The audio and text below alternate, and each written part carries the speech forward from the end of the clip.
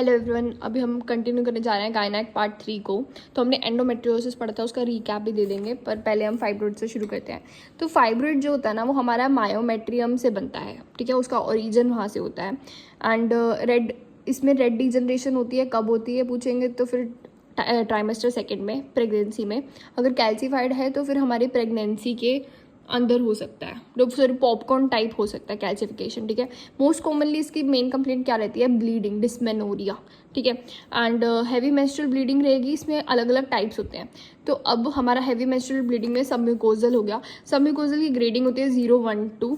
तो मतलब मान लो ये एक टिश्यू है, ठीक है, ये हमारी यूट्राइन कैविटी है।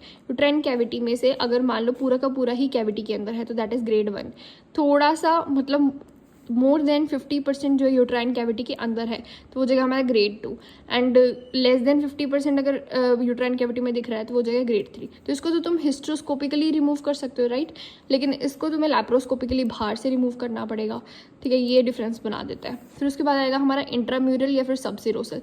इंट्राम्यूरल मतलब कि within the layers, and subserosal मतलब बाहर की तरफ पेडन्कुलेटेड वगैरह हो सकता है, ठीक है। तो अब इसके अंदर तुम्हें मेन ट्रीटमेंट करनी पड़ेगी, उसको तो निकाल दो, कोई बात नहीं। एंड कुछ होते हैं प्रेशर सिम्टम्स करने वाले, एंड एक होता है हमारा मैलिग्नेंट कन्वर्ट होने वाले या फिर इनफर्टिलिटी कराने वाले। वो कौन सा मेनली होता है जो कि हमारा मैलिग्नेंट में कन्वर्ट हो सकता है या फिर इनफर्टिलिटी? सबम्यूकोजल, ये वाले, ठीक है, क्योंकि अंदर होंगे तो इनफर्टिलिटी करेंगे एंड यही मैलिग्नेंट हो सकते हैं। फिर उसके बाद प्रेशर, हाँ, अब उसके बाद हमें क्या करना है? फर्स्ट लाइन ट्रीटमेंट क्या होती है मेडिकली अगर हम बात करें तो हमारा मेन एम होता है, क्योंकि इसमें डिस्मेनोरिया हो रहा है, हैवी मेंस्ट्रुअल ब्लीडिंग हो रही है, साथ में ब्लीडिंग ज़्यादा हो रही है, ठीक है, डिस्मेनोरिया नहीं। तो उसके लिए हम ट्रानेक्सामिक एसिड या OCPs को ट्राई करेंगे। सबसे पहले हमने मतलब जो सबसे ज़्यादा यूज़ होती है वो उसको यूज़ किया। फिर उसके बाद वो काम नहीं करी तो हमने सेकेंड लाइन क्या यूज़ करा? हमें अब क्या करना है? ब्लीडिंग को कम करना है, साथ में साइज़ को भी कम करेंगे और लेवल अप ड्रग्स पे जाएंगे। तो हमने दिया ईस्ट्रोजन, ठीक है, एंड एक में दिया प्रोजेस्ट्रोन। अब ईस्ट्रोजन में क्या होता है कि तुम लेट्रोजोल दे दो या फिर डेनाजोल दे दो, कंटिन्यूअस GnRH दे दो। ईस्ट्रोजन तुम बढ़ा नहीं रहे, ईस्ट्रोजन कम करने वाले दिए, ठीक है। प्रोजेस्ट्रोन कम करने वाले में मिफेप्रोस्टोन दे दिया एंड यूलिप्रेस्टल दे दिया। यूलिप्रेस्टल वही है, ये इमरजेंसी कॉन्ट्रासेप्टिव होते हैं ना 30 वाली, ये वही है, ठीक है। फिर उसके बाद कंटिन्यूअस GnRH दे दो, ये सब चीज़ें दे दो। एंड अगर नहीं हुआ इससे भी तो यूट्राइन आर्टरी एम्बोलाइजेशन कर देंगे, जो कि कंसीव नहीं कर पाते तो उनमें भी हम यही करते हैं।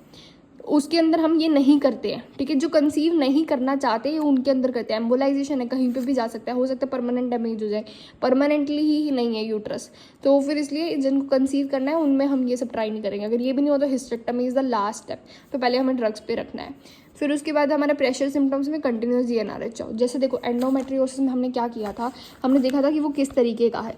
अगर वो माइल्ड एंडोमेट्रियोसिस था, OCP, प्रोजेस्ट्रोन वही सेम चीज़ करी है, फिर कंटिन्यूस GnRH। अगर वो मॉडरेट या सीवर था ना, हम सीधा कंटिन्यूस GnRH पे गए थे, वही सेम चीज़ हमने यहाँ पर करी है, ठीक है।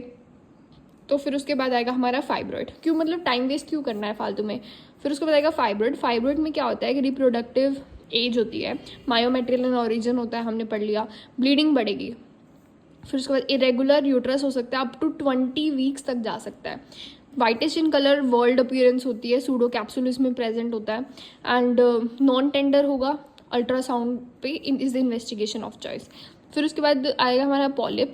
पॉलिप किसी भी एज पे आ सकता है, ठीक है, रिप्रोडक्टिव होना ना होना कुछ फ़र्क नहीं पड़ता। इसको कैसे लर्न करें? फाइब्रॉइड ना प्रेगनेंसी में होता है, तो तुम रिप्रोडक्शन वहाँ से याद रख सकते हो। इंटरमेंस्ट्रुअल ब्लीडिंग या फिर पोस्ट मेनोपोजल ब्लीडिंग अगर आ रही है तो you can think about polyp. अगर आपकी पोस्ट मेनोपोजल ब्लीडिंग आ रही है, still rule out the endometrial biopsy वगैरह लो, लेकिन हाँ, इसके अंदर क्या करना है, हमें पोस्ट पॉलिप को एक डायग्नोस बना दिया।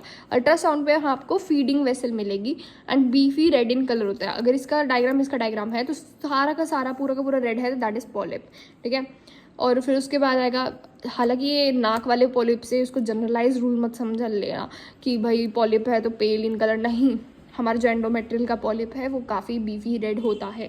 हिस्ट्रोस्कोपी करके देख सकते हो आप इन्वेस्टिगेशन ऑफ चॉइस में, एंड इसको हटा दो, पॉलिपेक्टमी। अब आती है बात एंडीनोमायोसिस की। एडिनोमायोसिस में क्या होता है कि हमारी मायोमेट्रियम के अंदर हमारी एंडोमेट्रियम बन जाती है। अल्ट्रासाउंड में वेनेशियन साइन मिलेगा। मोर देन 40 ईयर्स वाले में होता है, ब्लीडिंग इंक्रीज हो गई एंड डिसमेनोरिया होगा। तो सिर्फ ब्लीडिंग इंक्रीज होना इज़ फाइब्रॉइड, सिर्फ bleeding plus dysmenorrhoea is are adenomyosis.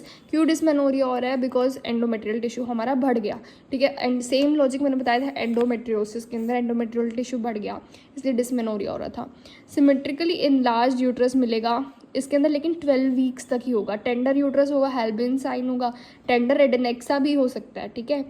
Tender होगा जहाँ पे भी होगा। इवन एंडोमेट्रियोसिस में भी यही था, जहाँ जहाँ एंडोमेट्रियल टिश्यू आ रहा है that is causing the tenderness, ठीक है। फिर आता है हमारा नेक्स्ट हो गया MRI करके देखो। इसके अंदर हमें MRI क्यों करना है? क्योंकि लेयर विद इन लेयर बन रहा है, ठीक है। तो you can not differentiate between endometrium and myometrium अच्छे से on ultrasound, so you can not go for that. And अगर हमारा हिस्टेक्टमी कर देंगे, अगर हमारा कुछ भी इसमें से काम नहीं करा तो you can go for hysterectomy. Then next है हमारा मेंस्ट्रुअल साइकिल, ये हम बाद में करेंगे, ये सब हमने पढ़ा दिया है नेक्स्ट वीडियो में। Thank you.